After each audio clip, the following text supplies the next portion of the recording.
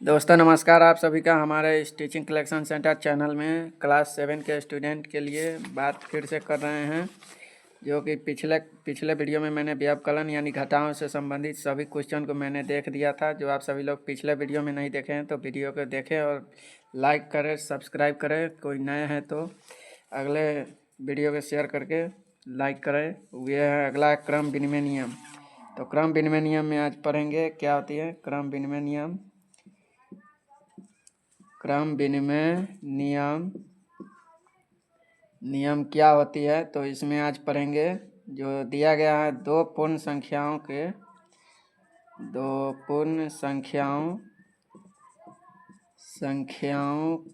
को किसी भी क्रम में जोड़ना क्या कहलाएगा? क्रम विनिमय नियम कहलाता है। क्रम विनिमय नियम कहलाता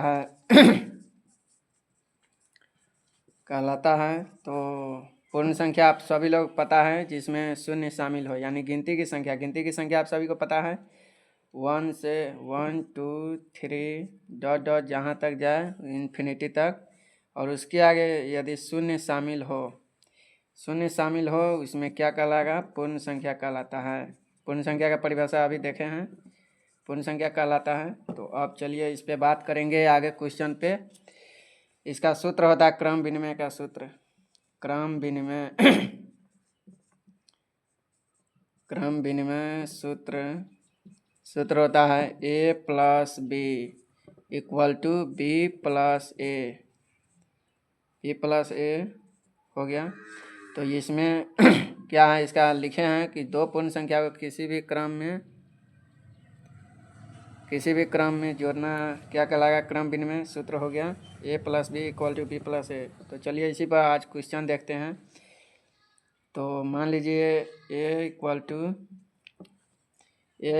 -7 है और b इक्वल टू -2 है। तो इसका क्रम विनिमय क्या होगा?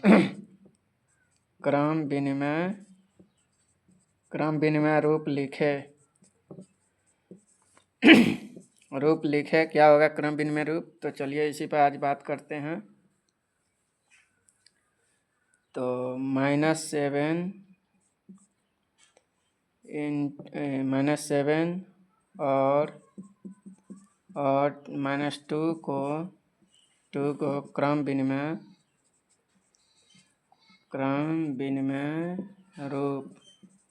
रूप लिखे, यानी क्या होगा?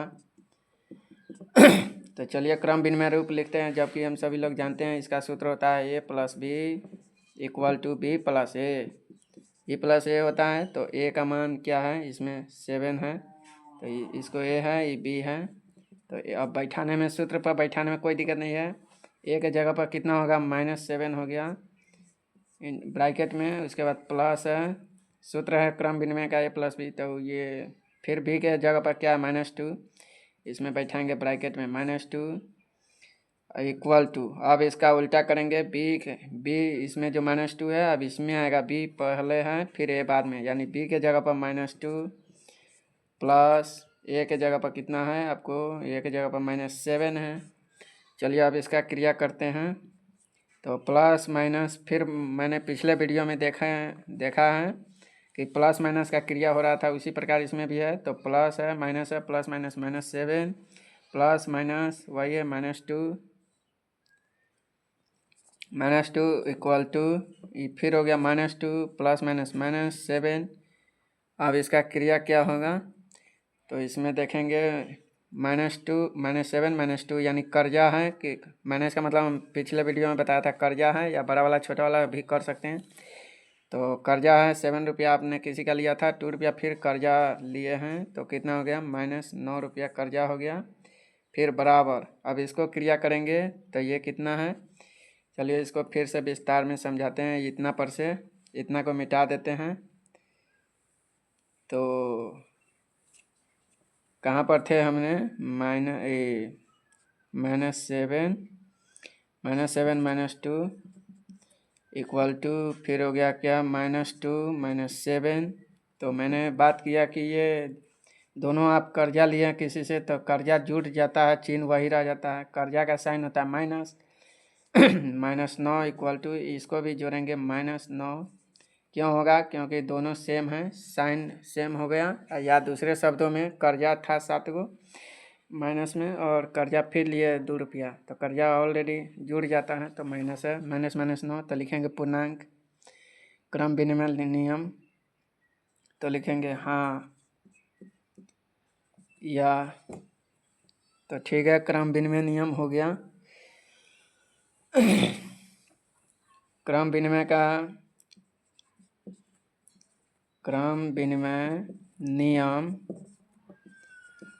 नियम का पहचान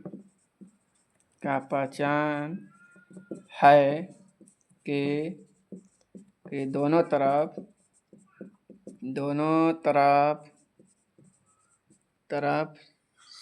अंक